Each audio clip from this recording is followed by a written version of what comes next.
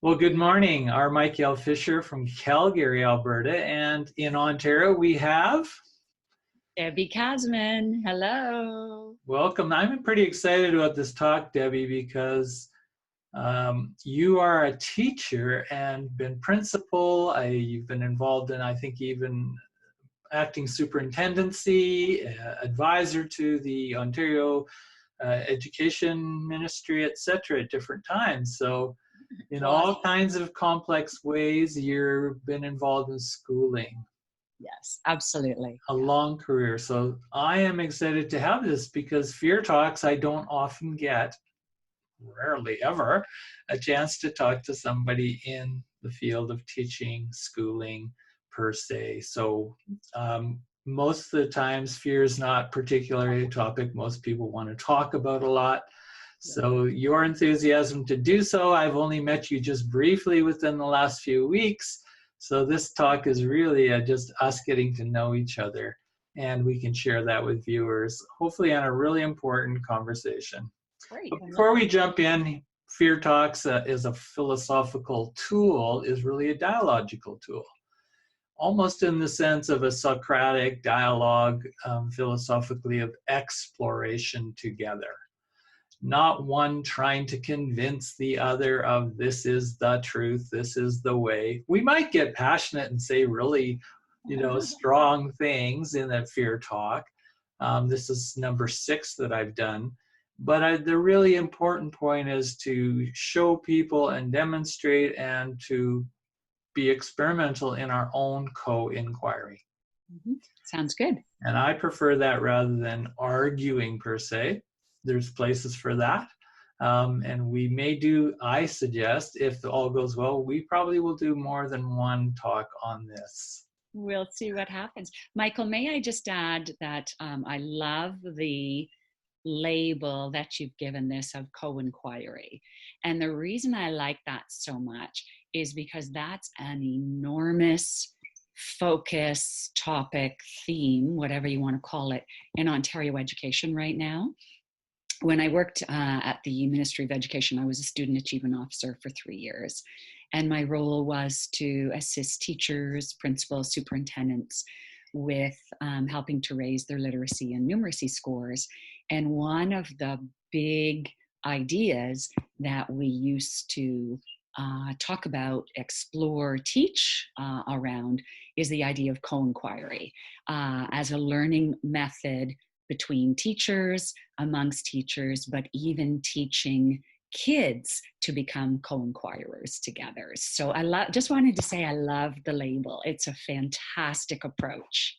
Excellent, excellent. That really is right on, from my point of view, of pedagogy and what we need more in curriculum these days. So let's slowly begin to wind ourselves to dive in to the topic, and it'll sort of be a spinning topic around schooling, the role of fear and in educational systems, and some of the things that are happening in culture today, particularly in school shootings, terrorism, how schools are responding, teachers are responding, and how, mostly important, how children are responding.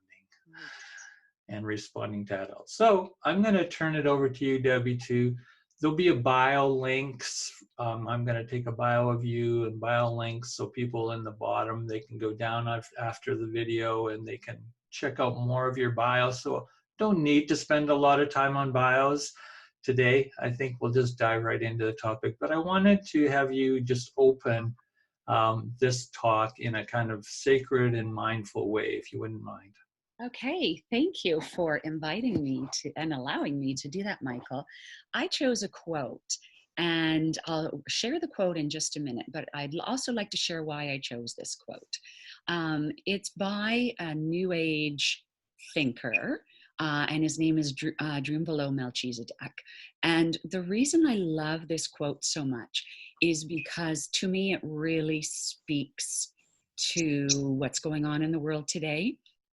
And it also really speaks to education, in that the reason the entire reason we have an education system is because of the kids, is because of the children. And this quote speaks to that. Here's the quote. "The secret is unconditional love, which will present itself through human beings who will change life on earth forever. Most of these human beings will be children or young adults who have found their way into their hearts, and it will be the women who will understand and follow the children into their hearts and take this new way of being to the world." Once again, that's Drunvalo Melchizedek, and that's from his book, Serpent of Light Beyond 2012. And let me also say that I agree with Drunvalo. I believe it will be children who find their way into their hearts and into unconditional love, and who will help change and rescue and save our planet and our world. I truly believe that. And I also believe that while women are an important piece of that, I would like to change that a little bit. And it's not just women. I think it's heart-based people, heart-centered people. So both men and women will recognize what our kids are doing. We'll support them, we'll guide them, we'll encourage them, and we'll follow them into this wonderful, hopefully wonderful new place of unconditional love instead of fear. That's worth taking a moment on. I thought so too. Thank you for that. So the process really is a jumping popcorn process here.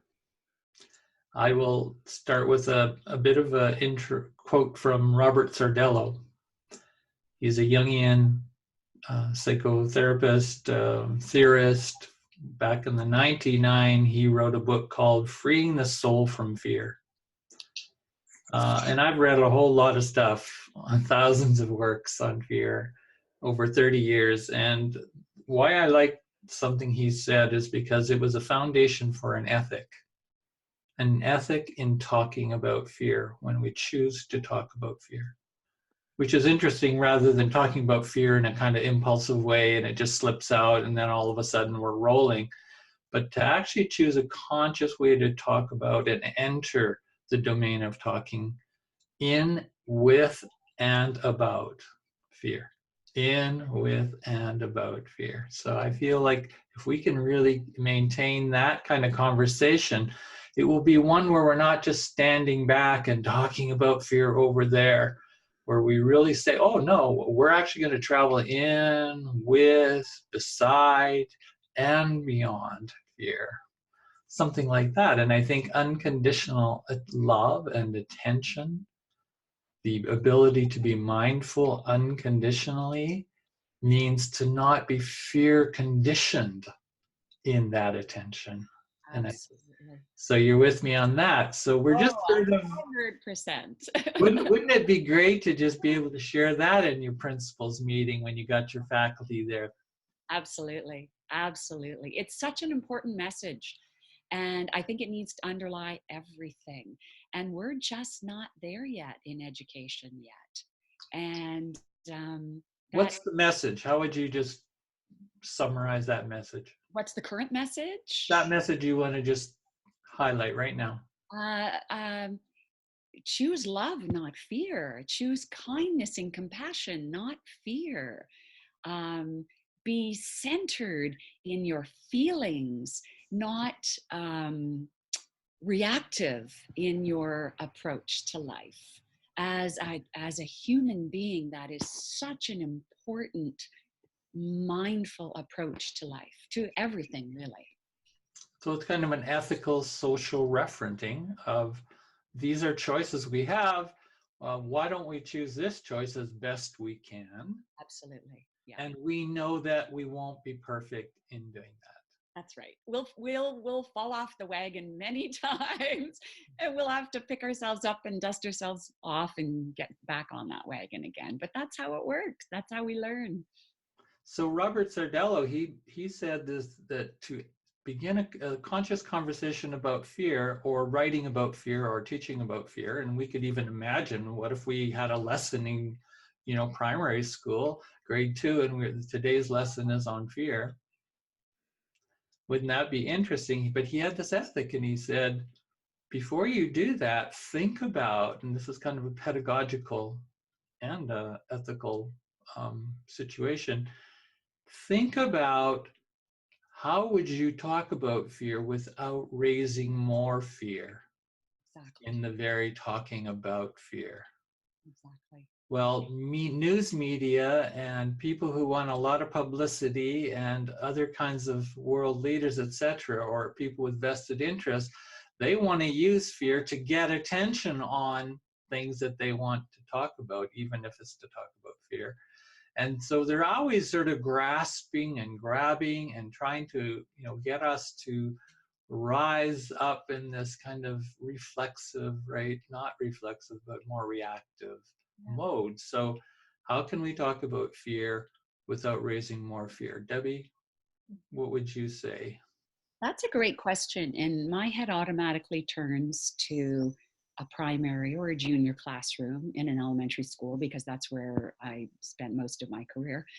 And I think what I would do is I would teach kids a detachment observer kind of strategy.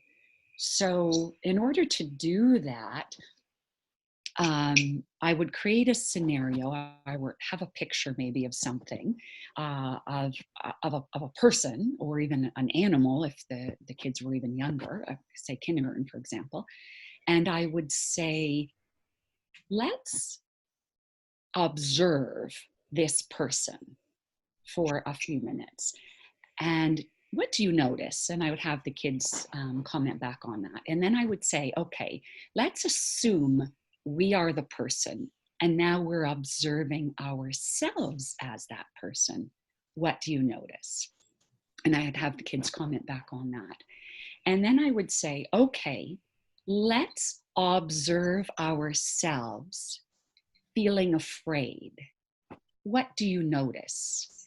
And I think I would gradually take the kids through a process through questioning to help them visualize themselves outside of themselves, looking back at themselves, because that gets them into that sort of detached observer mode. And then at that point, I would have them focus on their feelings of different emotions and have them comment on what they're noticing about themselves with certain emotions. And of course, fear being what we want them to talk about without being afraid, would then be on that emotion list. And to me, that's the best way to help kids talk about fear in a detached way, learning not to feel that fear while they're talking about it. Does that make sense, Mike? Yeah, I like it. I see it as a kind of witnessing process, stepping slightly outside of ourselves as best we can. And we know children, probably that's not always easy to do, because their world is so involved in that self-reflective beginning parts of development of a healthy ego. However, I think you've raised a point which I would pick up philosophically, that is actually quite possible for children to do, because in an argument that would be, children generally have had less accumulative time in a fear-based world than adults.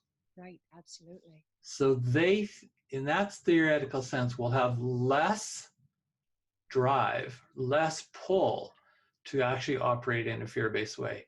And that kind of is counterintuitive for rational adults who think, oh no, children, they're so afraid. They're kind of like primitive people. They have all these superstitions and they're so fearful.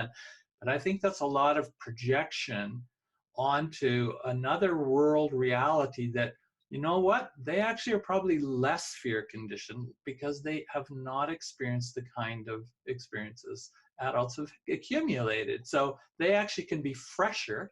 I think any teacher, any parent knows the freshness of children's observations of the world. Absolutely. And I would also like to add that I observed over the years that if there was an anxious or a very fearful child, there was almost 100% of the time a very anxious or fearful adult, usually a mom or their dad in the midst. And oftentimes it's a fearful or anxious mom. And I don't think it's a gender-based thing per se.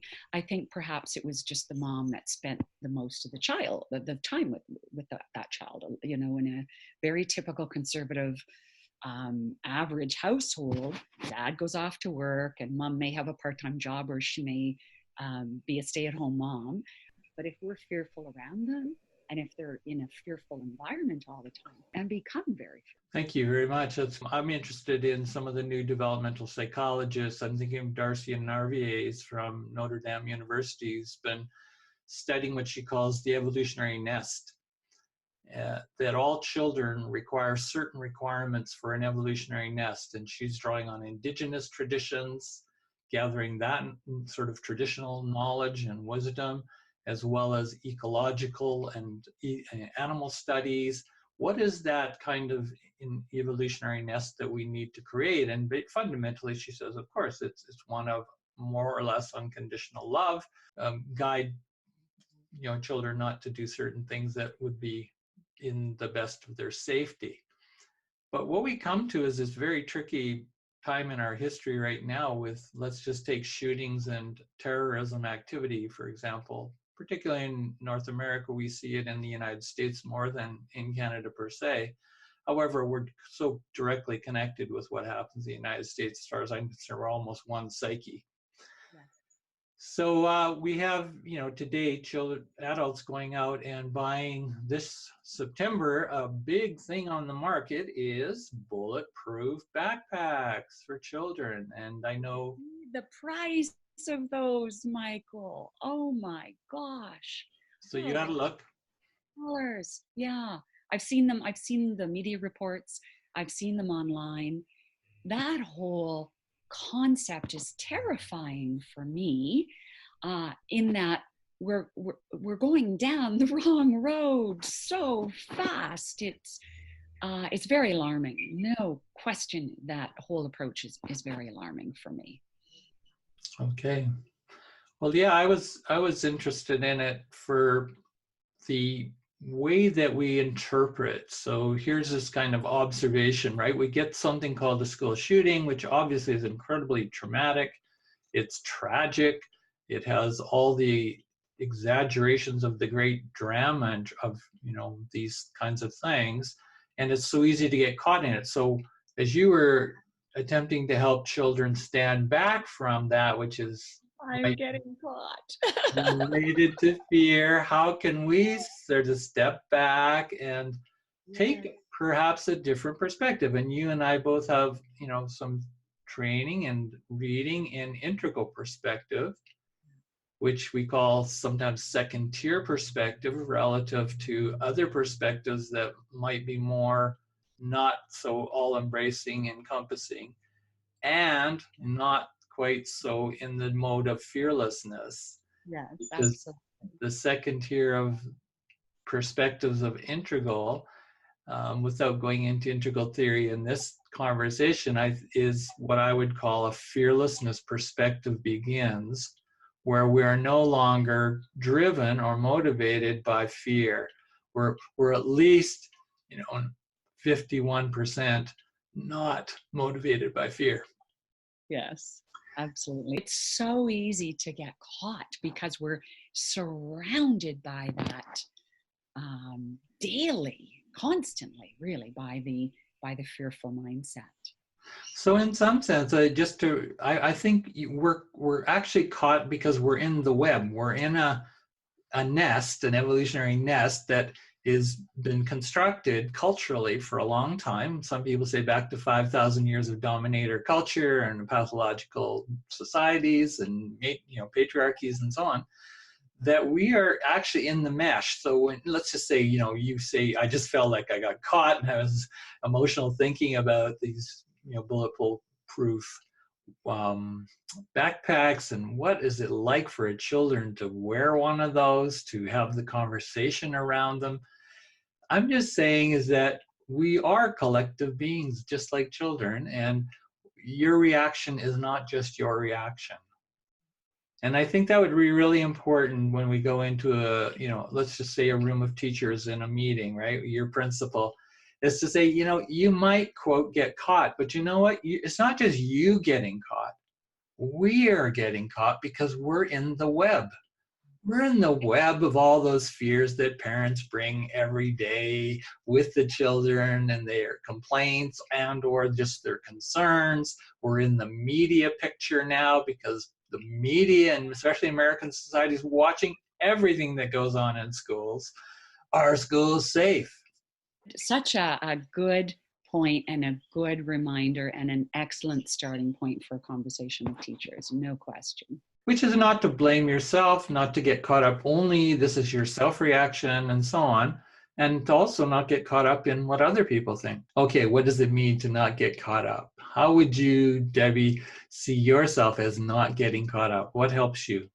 Not watching the news is a big one, a really big one, because I find if I do watch the news every day, then I get pulled deeper into, I get more tangled in that web. Being out in nature is really helpful to detangle, particularly being outside on my own, even if it's just for 5 or 10 minutes a day. I find if I'm outside listening to the birds, sitting, which is easy to do this time of year, sitting amongst the flowers, which is easy to do this time of year, I can detangle and just kind of relax and maintain and reconnect to my nice balanced self. I was going to say part of myself, but that puts me as a fractured self, and I don't like to think of myself as fractured. I know we all are, but it helps me to connect to that calm, balanced side of myself. Yoga helps a great deal too. I go for yoga classes, and I find that meditation helps me to detach from all of that. And to be honest, Michael, I find that if I don't deliberately take a step back 4 or 5 times a day and just kind of sit in a chair and be, whether it's sit in silence for a few minutes with a cup of tea, or whether it's sit and just listen to some really nice music, or whether it's just to sit outside and listen to the birds, I get really frazzled. And for me, it's cumulative. So if I don't do that over the course of the day, by nighttime, I can feel the tension in my body. And then if I sit down and watch the 6 o'clock news on top of a day of not having done that, then I am stressed to the max and wondering why I'm so stressed, what it is I did all day. So for me, those small little breaks in a day are critical. And then on a weekly basis, making sure I go to yoga, making sure I'm getting outside, making sure I'm going to the gym, making sure I'm meditating. And people listening may go, oh my gosh, that's a lot. I can't do that. I don't have that much time. But really, it only takes 2 or 3 minutes to step away, to sit down, and just to breathe for a few minutes. So anybody can do that 5 or 6 times a day with just 2 or 3 minutes every once in a while. Really, truly, it doesn't take a huge amount of time. Thank you.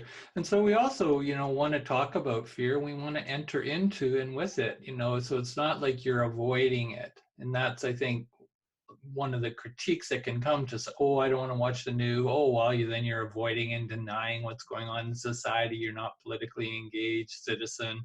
There's all those critiques, right? And somehow you're supposed to be taking in all the information and keeping up, right, with the inputs and downloading from society.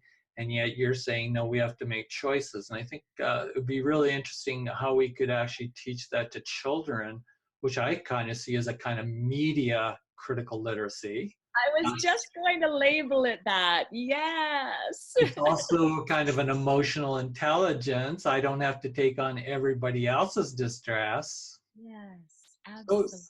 even though children are still going through that process of, they're still trying to figure out how to fit into the society. So they're moving from that kind of more ego-centered self, perhaps of, a healthy narcissism, to a more social self before they can move to an autonomous self. So tough for children, right? Developmentally, they are still trying to mix with the world, figure out who they are in the social world. So they're like, they can't shut that stuff off because it's developmentally important to them. And yet I think this is the challenge, a real developmental challenge. How do we teach enough autonomy at the same time as let them go through that needing to make a social self? Teenagers do this too. But children have to learn that early, especially when they're given bulletproof backpacks, and the fear that they know their parents have every day they go to school. They know that their parent is freaked out that something risky or terrible is going to happen, when we know the probability is incredibly low. Much worse driving them in a car to drop them off at school, your probability of injury. You know where my heart goes with that, Michael, even beyond the fear, that heavy fear that child is wearing along with that backpack. What about the child whose parents can't afford the backpack? What heaviness are they carrying without that backpack? I think that's a deeper heaviness. And that's where my heart goes, to the kids whose parents can't afford it. And because what's that doing to their psyche? They're carrying the baggage of the fear of what's going to happen to me. I don't have a backpack to protect me.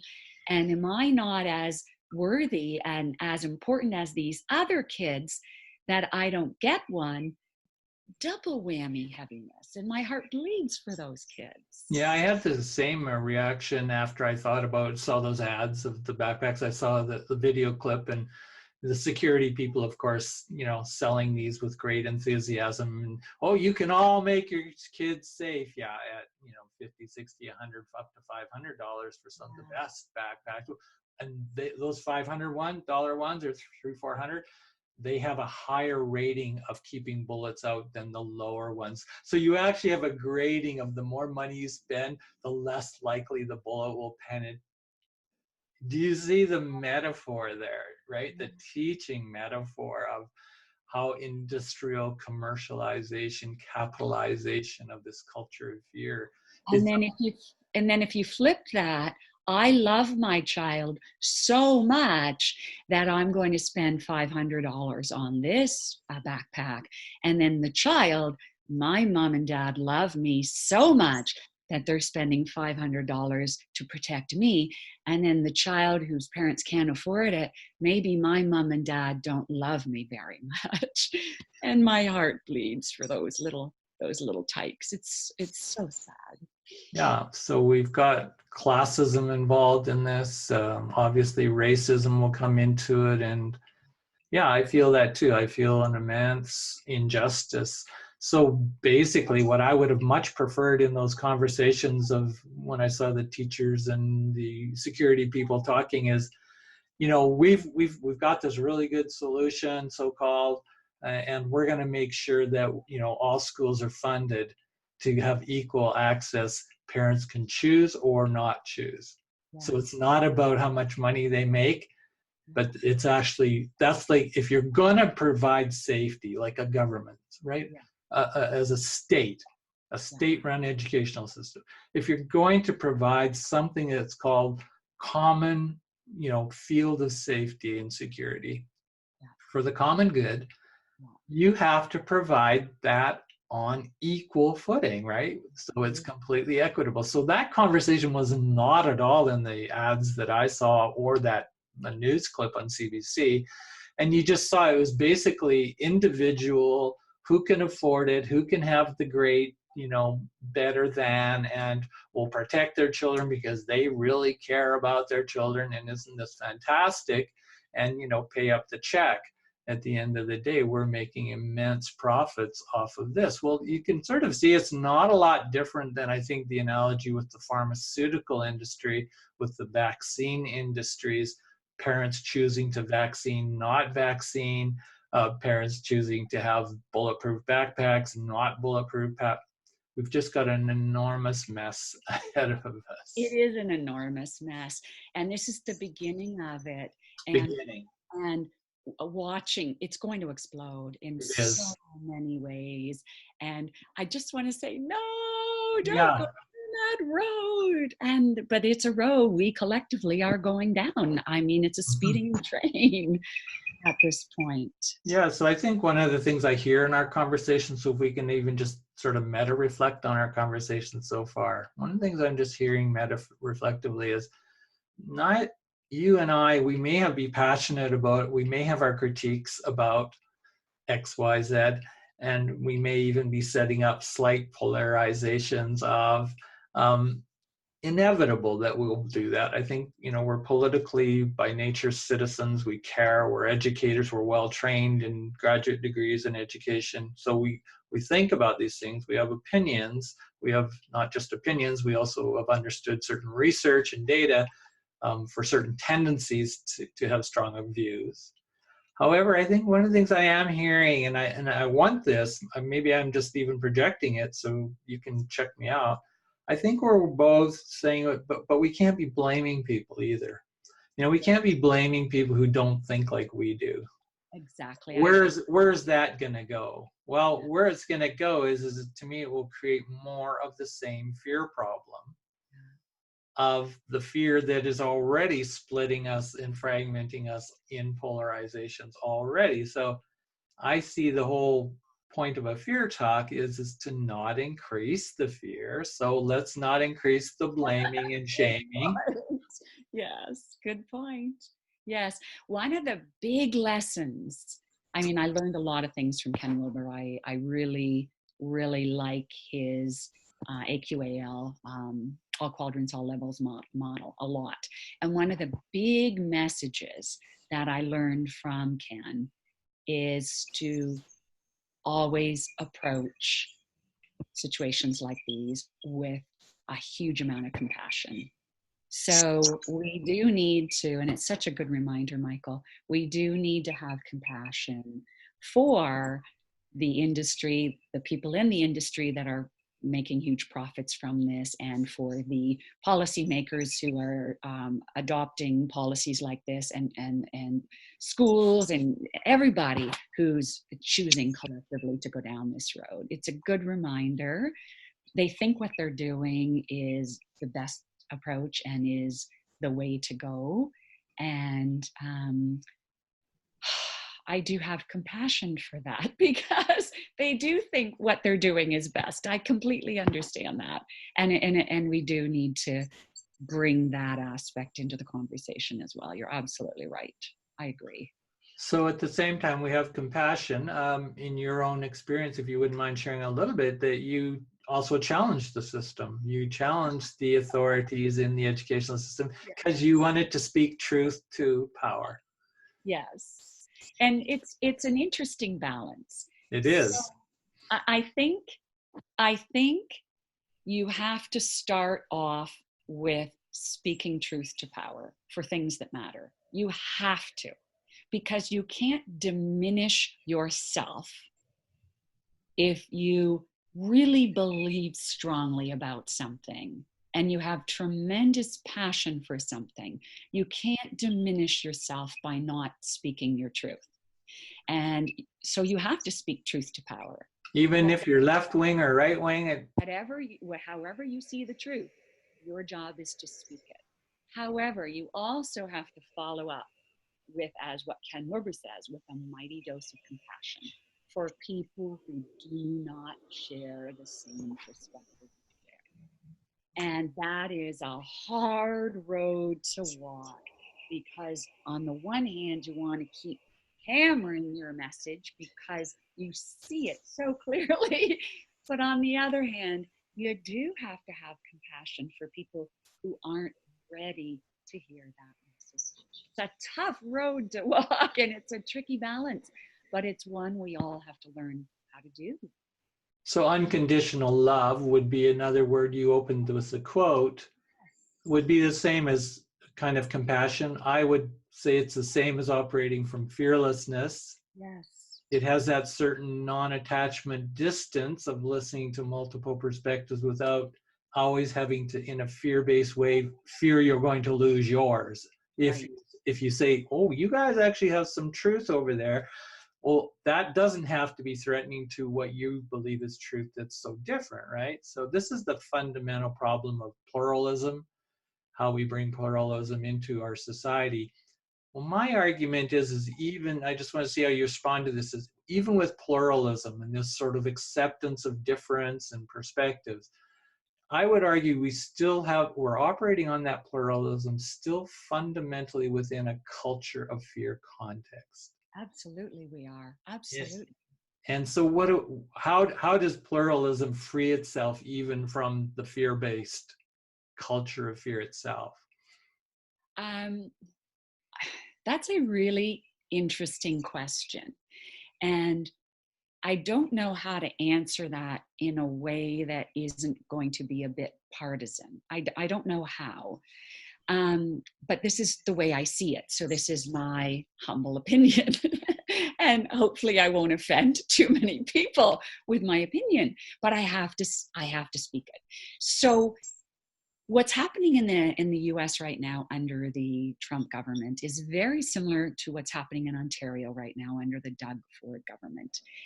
And we have an awful lot of chaos and fear and rattling of chains and arguing between different political perspectives. The way I see this is that this is actually an important evolutionary process, because if we didn't have people like Donald Trump and Doug Ford in Ontario, we would have fewer people actually waking up. Because through what's happening currently in the United States and in Ontario and in other parts of Canada, more people are starting to wake up because of the chaos and the fear that is surrounding us. And the more people that wake up, the more we'll be able to get ourselves collectively past that divided pluralism that you're speaking of to something deeper, more inclusive, more respectful, more kind, more compassionate on the other side. Does that sort of answer your question, Michael? I think there's many ways to answer it, right? And so that certainly makes a lot of sense, you know, in a certain way. I think on the real basic level, I'm trying to think of, you know, for how my work on fearlessness and fear, I'm trying to think about how to bring something that's so sort of straightforward as a reference for understanding when that fear is being created. We've talked about some strategies. You've talked about going in nature and all these things. But I'm trying to even thinking of a principle. So one of the things I've come up with in my work is this principle that when fear appears, so then does fearlessness. As like a dictum, as a foundational principle. And I could make arguments for that, which I do in my work, but I just think that that's what is missing. So even if we have a conversation, let's go back to the kindergarten room or the grade 1 or 2, as you talked about earlier, and we're having this conversation about fear, right? And then you're getting the students to empathize, to switch positions, to reflect on what they would feel like for them. So all kind of is really good stuff. And then I think about how would we introduce the notion of fearlessness to those students, right? And what if I said as a teacher, well, you know, there's this sort of idea that's been going around, and some people think this is a really important truth, is that when fear appears, when you start to experience it or you see it, when it appears, there's something else appearing that is more invisible that we don't pay attention to. I love that. That's beautiful. And we start paying all our attention to the fear. Our heart goes up. people's eyes bug out, people start wanting to run or fight and flight, and we get nervous. But what we are paying so much attention to is what we're trying to get you to is to pay attention to, well, what is happening with the fear energy, right? Where is it going? Where does it want to go? It's providing an opportunity, and this is a really cool thing to teach kids with what you've just said. It's providing us with an opportunity to overcome our fear, and to build resiliency and stronger character through that. Mm-hmm. So, yeah, it's providing us with an opportunity to become fearless if we can only recognize the fear, push through that barrier of fear that we're feeling to something on the other side, which is indeed fearlessness. I love that. Learning to recognize that it's already there. Yeah, in other words, fear doesn't come into the planet unless there's something that's taking fear somewhere else. Yeah. And that's a really cool concept. I love right? that. So even the notion of fight flight is actually a chance to actually do something with that fear. That is. And then you can go even further that, there's the notion of stand still, be, kind of freeze, flight, fight, freeze. And then fear is also indicating another higher level, if we want, which I think is a higher level of response, which is tend and befriend. What's that is where we seek, when we're in fear, we actually seek the comfort of other. Okay. Right? To tend and befriend us. Okay, got it. So fear actually wants to be tended to, yeah, get attention, yeah, and it wants to be befriended, not rejected. Yeah, I love that, because it's the same approach when you're reading about or doing studies on the ego. Instead of rejecting our ego, our ego is our friend, right? We just have to recognize when we're having an egoic moment, but don't reject it. Embrace it. It's your friend, and then move past it to something else. And yeah, and you can go to even a higher level and say, well, then fear is a teacher of fearlessness. Yeah, transcend and include in action. And that's why I like the word fearlessness. It keeps the word fear, but it takes it to the nextness, the lessness. Yeah. And that's, to me, what I say, on the way to love. Yeah. So that's the transition of nuance I want to get, because a lot of times I find in a lot of educational and pedagogy, there's love will be the solution and the answer to fear and hate. And there's so much rhetoric around that saying, yeah, there's probably a lot of wisdom behind that. But I find it so unnuanced. And yet it sort of has a common sense, well, if we were just more loving, there'd be less fear. And you kind of go, well, how do you argue against that? It's like, okay, but is that actually the best way to go? And I just am putting out provocatively here, and I do in my work, is that I don't think that's the best solution for today in the 21st century, because of this constant embeddedment in this network, this meshwork we've talked about, of a fear matrix, of this culture of fear that's constantly creating and co-creating our identities, our subjectivities, our relationality to ourselves, to others, and to nature itself, to the point where we've created a world where we're actually afraid of nature right now. Yeah, we're terrified of nature because it could actually destroy us, because we've destroyed so much of the planet. We've actually created this enemy sense to our own sun, to our own wind, to our water, right? Where it's now become this, could be this, and it's going to destroy us. We're going extinct, and there's all this language. So I'm just saying, we better come up with something more than love. Yeah, I agree. I think, to me, fearlessness is, even as we're talking this through, fearlessness is very action-oriented.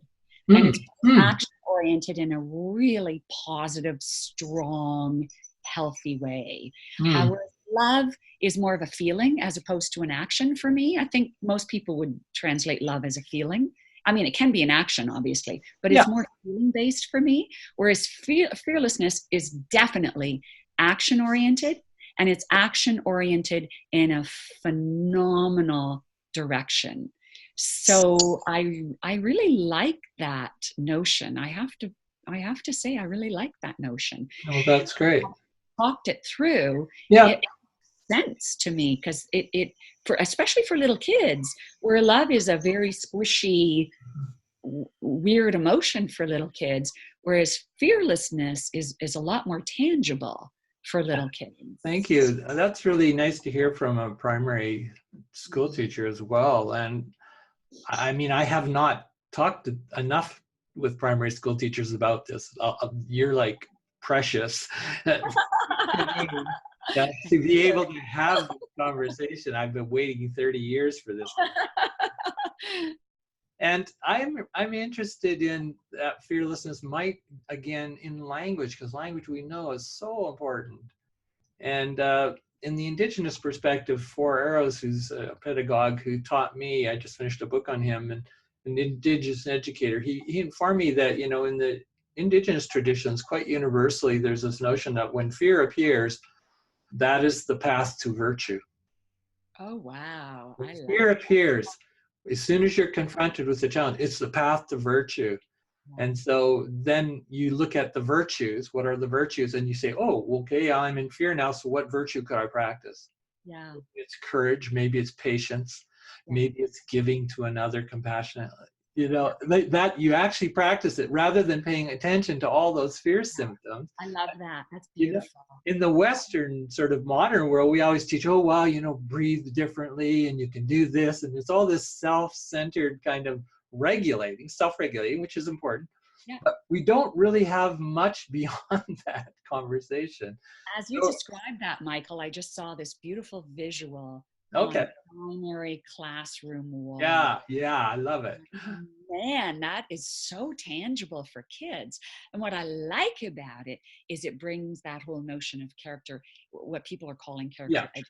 For me, it's ethics. It's that ethics for little kids, right? Character education has a nice sound to it and people understand what it is. But to me, that's ethics, which is, and to me, ethics are beyond morality. Morality is important, but ethics are even beyond that. And what you've just described, taking that notion of fearlessness to the virtues, that's ethics training for kids at a really young level through fearlessness. I think it's brilliant. I love it. If I were back in the classroom again, that would be all over my bulletin board. And I would be introducing that early in the year. That would be my character education program, would be my anti-bullying program. It would be my mental health program. It would be my ethics program, even though we don't really teach ethics. Right. It would be all of those things. Because I think that's the combination of your description with the Native American approach just completely resonates with me, and I think it's absolutely brilliant. Excellent. Yeah, that there's a lot of tradition there, and what we're actually talking about is incredibly traditional. It's like it goes way back into our ancient history. It's a tradition that's been forgotten. That's right. And even sort of frowned upon in terms of the disrespect for Aboriginal culture and all of those things, right? Yes, indeed. And you know, and I was thinking about fearlessness as, you know, over the years is also because I've worked with adolescents who've been kicked out of the school system, kicked out of their home.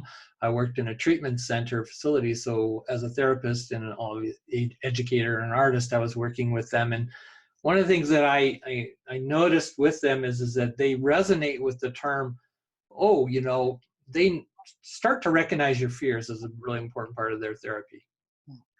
You know, because a lot of them are so cut off from even recognizing it after a while, and then they just, you know, act out based on fear and don't even realize that fear is actually driving them. You know, they may think that that's courage driving them, and I'd say, oh, well, that's not courage, that's bravery.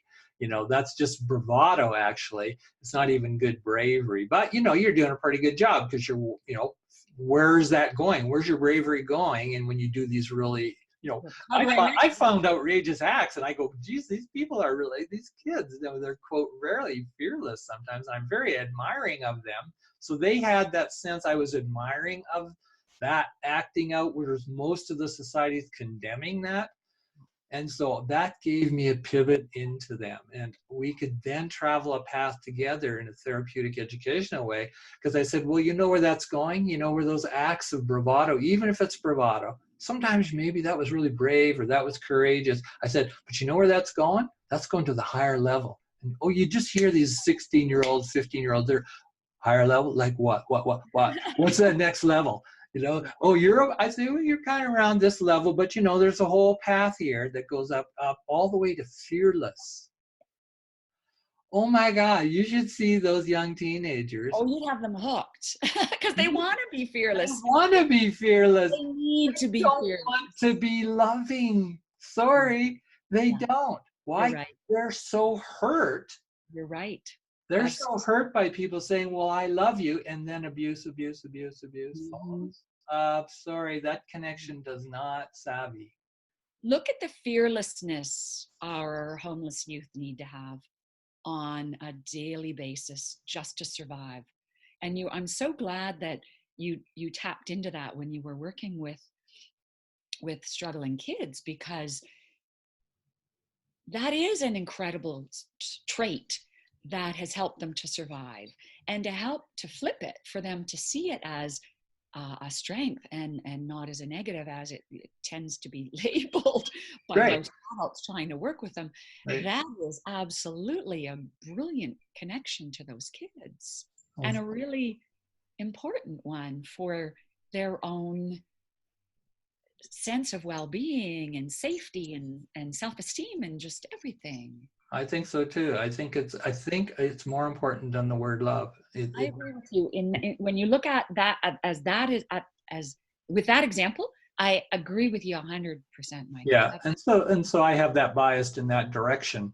Yeah. And then I'm thinking, well, a lot of the reasons, all of us, even if we out promoting love and all the great virtues of love and so on, we also were children. We also were adolescents, and we were also hurt.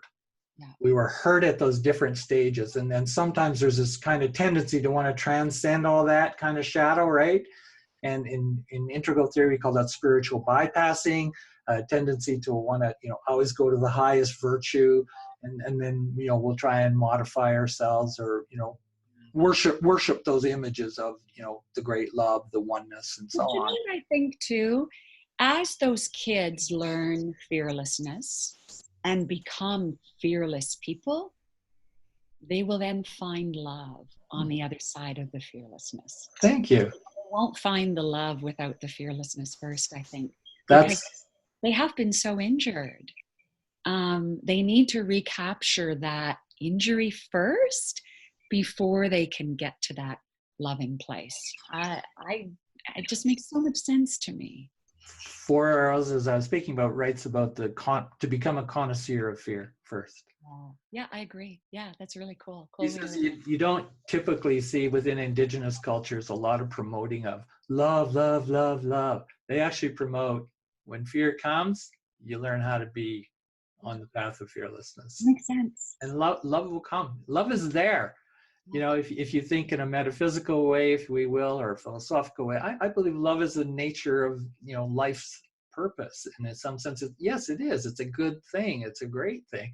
And it's incredibly vulnerable. Absolutely. The universe is not always, quote, kind to life forms, because there's a notion of entropy and dissipation, decay, what we call death. And so welcome to the world of reality. So anyways, thank you for this conversation. My pleasure. It's been a lot of fun speaking about this with you. Yeah, and I can imagine perhaps doing another one after this, but look forward to this. Debbie, is there anything you just want to finally say to me or? Well, you know what I'd like to say? I would like to connect it back to the quote at the beginning about unconditional love, if I may. Yeah. So the secret is unconditional love, which will present itself through human beings who will change life on earth forever. Most of these human beings will be children or young adults who have found their way into their hearts. And let's add, through fearlessness. Thank you. Based on our conversation. Doesn't that make sense? Love it. Thanks very much, Debbie. My pleasure, Michael. Have a good day. Bye-bye.